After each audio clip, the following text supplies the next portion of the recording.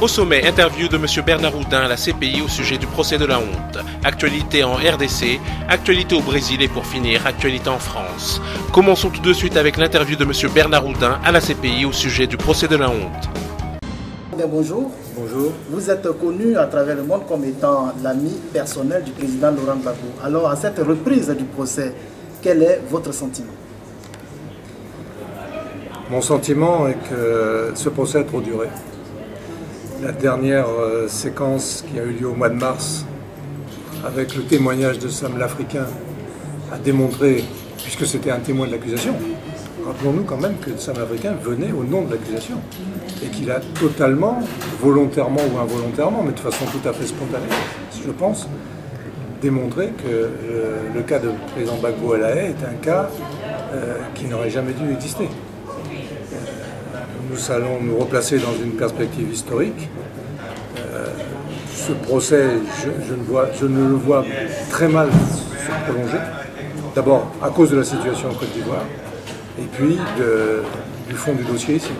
Vous dites à cause de la situation de la Côte d'Ivoire. Pouvez-vous être un peu plus explicite là? Vous savez, derrière les grands mots de la croissance, de l'émergence, etc., on a une Côte d'Ivoire qui s'enfonce, une population qui se paupérise, une crise sociale et politique qui est en train de se développer, je dirais, de se métastaser, que tous les dangers sont en face de nous et que la voix du président Gbagbo est une voix prépondérante et c'est cette voix-là qui peut apaiser la situation dans le futur parce que je vois mal l'évolution de la Côte d'Ivoire dans les semaines et les mois qui viennent.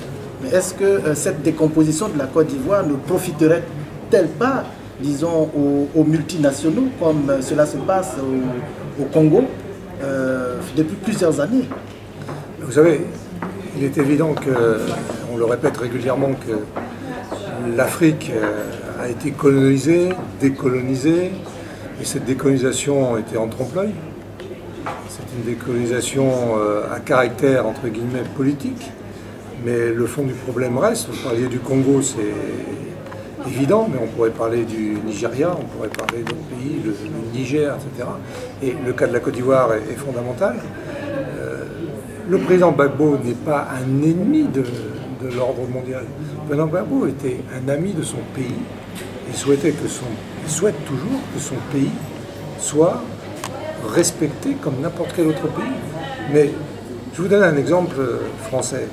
Quand le président de Gaulle est revenu au pouvoir en France, j'étais gamin, je rentrais d'Afrique régulièrement pour l'été, et je voyais sur les murs des bâtiments dans la banlieue parisienne, US Go Home, les Américains dehors. C'était le Parti communiste qui écrivait ça depuis la fin de la Deuxième Guerre mondiale. Et quand De Gaulle est arrivé au pouvoir, il a chassé les bases américaines en France. Ce n'était pas un communiste.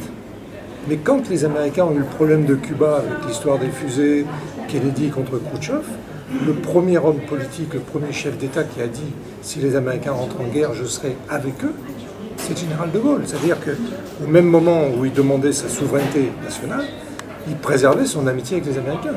Le président Gbagbo, c'est dans cet état d'esprit.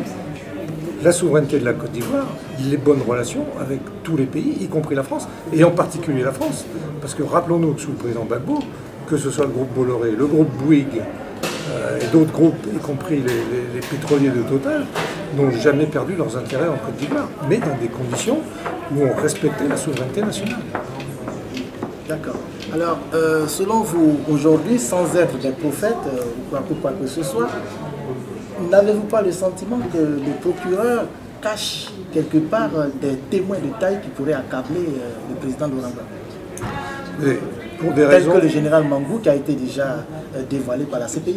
Écoutez, je connais, pour des raisons historiques, j'ai eu à connaître le procureur actuel de la CPI il y a très longtemps. Je l'ai écrit dans un livre récemment. Si la Cour pénale, si le procureur avait des témoins clés, il aurait sorti les témoins clés au moment de l'enquête préliminaire et du procès préliminaire. Or, le procès préliminaire s'est terminé avec un renvoi du président Gbagbo dans des conditions extrêmement précaires, puisque je rappelle qu'une des juges, la juge belge, qui n'a pas changé d'avis entre 2013 et 2014, a quand même écrit, noir sur blanc dans son opinion, que Le dossier de la Cour, du procureur, était un dossier qui n'était que des oui-dire anonymes, des coupures de presse et des rapports d'ONG sans valeur juridique. Et que si la CPI faisait un procès à Gbagbo, dans ces conditions, elle ne pouvait que le perdre. Et on avance vers ça. S'ils avaient eu des vrais témoins, il y a longtemps que ces témoins seraient là. Alors vous me parlez du général Mangou, on pourrait parler du général Kassaraté, on avait parlé de Sam l'Africain, il est venu, on a vu, et il a perdu. Donc, comment Kassaraté, comment Mangou vont venir, alors que le 7 avril, ils étaient dans le bureau du président à parler de la défense d'Abidjan. Comment ces gens-là, puisque Gbagbo est soi-disant le co-auteur, ils deviendraient les auteurs? Et comment se fait-il que les auteurs soient aujourd'hui ambassadeurs au Gabon ou au Sénégal? Ils devraient être à la CPI. Donc je faire venir M. Mangou et M. Kassaraté, j'attends avec beaucoup de sérénité et beaucoup d'intérêt. Et puisque la France est pointée comme étant le pays qui a fait emprisonner le président Laurent Gbagbo, quel pourrait être le rôle de la France dans la libération du président Laurent Gbagbo? Vous savez, je suis français d'origine, bien sûr, nationalité ivoirienne. Donc quand on parle de la France, il faut savoir de quoi on parle. Parlons des gouvernants français bien successifs. Bien sûr. Le gouvernement français de l'époque, c'est le gouvernement du président Sarkozy. On sait ce qu'il en a été en 2011.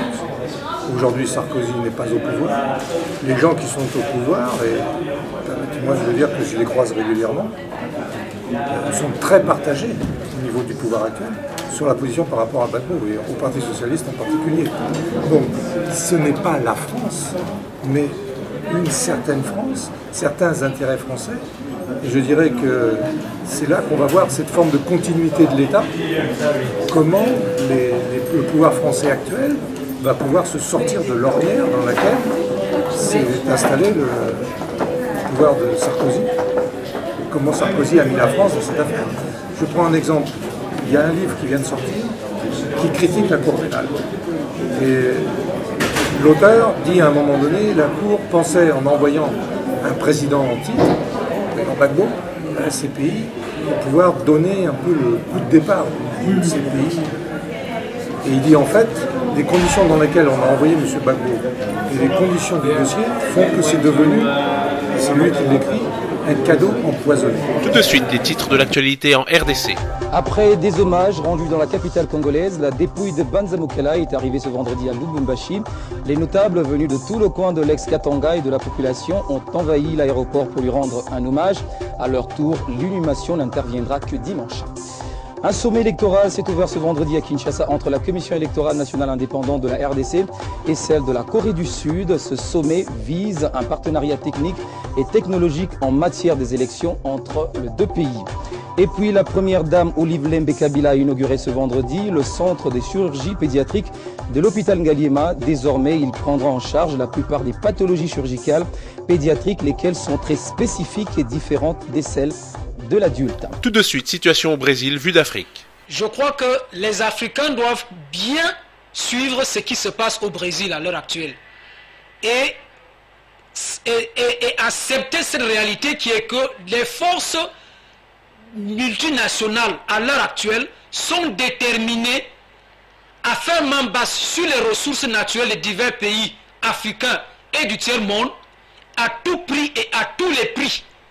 Et useront assez souvent de quelques formules dites de démocratie, de rotation ou de juridisme constitutionnel. Vraiment, ces ficelles-là, si les Africains ne font pas attention et se laissent prendre au piège, ils auront leurs yeux pour pleurer, et pour ceux qui auront les mouchoirs, peut-être qu'ils pourront les essuyer. C'est tout ce qu'on peut dire, vraiment, parce que ce n'est pas une petite affaire, c'est une bagarre à grande échelle entre les peuples et les forces financières internationales. Et pour finir, actualité en France, censure de l'Internet. Une demande donc généralisée de censure sur Internet, une censure qui est pourtant extrêmement présente déjà, puisque on va retrouver notamment la bibliothèque de combat, la page Facebook qui est actuellement bloquée. Bloquée pourquoi? Parce qu'ils ont publié un article islamo-critique. De la même façon, La page des Bobards est actuellement bloquée.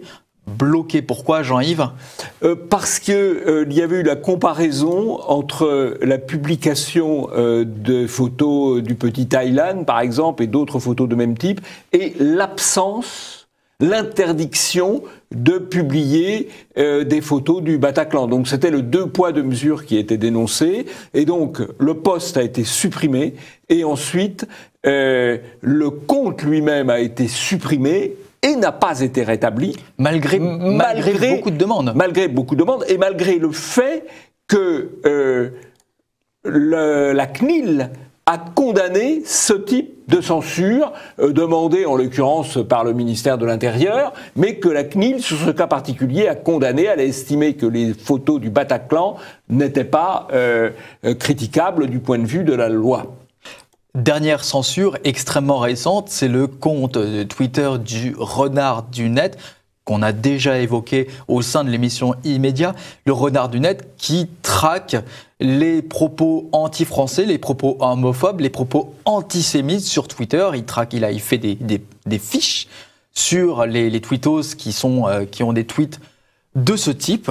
Et ils ont été censurés non seulement sur Twitter cette semaine, mais aussi sur Facebook, alors qu'ils n'ont aucun propos antisémite, anti-homophobe, ni raciste, donc qui ne rentrerait normalement pas dans le compte de ce que dénoncent les associations antiracistes. Une censure, on ne sait pas très bien pourquoi. Alors, Jean-Yves, il faut donc s'intéresser, remonter à la hiérarchie de Facebook pour essayer de comprendre pourquoi il y a autant de censure sur les compte notamment de la réinfosphère, et qui est le patron de Facebook France. Facebook France, pas Facebook mondial, c'est Zuckerberg. Non. On a vu les problèmes qu'il a aux États-Unis. Facebook France, écoutez, c'est assez marrant parce qu'il n'y a qu'en France qu'un truc pareil peut arriver. Le patron de Facebook France, c'est un préfet.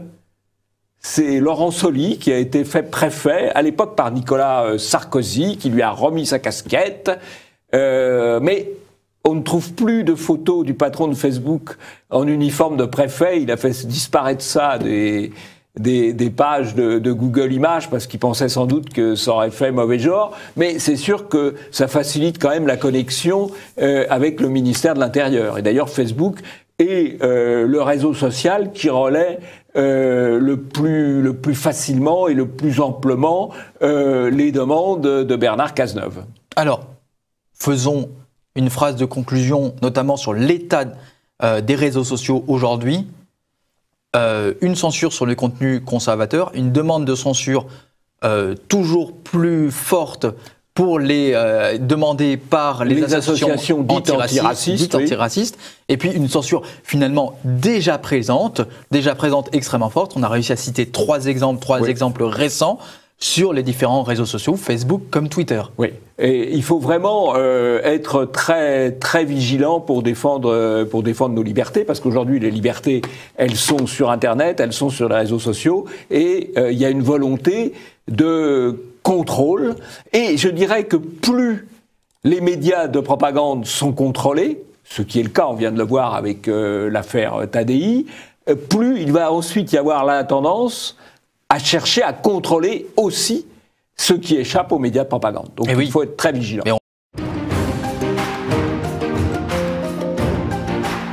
Citoyen TV, la chaîne de l'Afrique digne et de sa diaspora.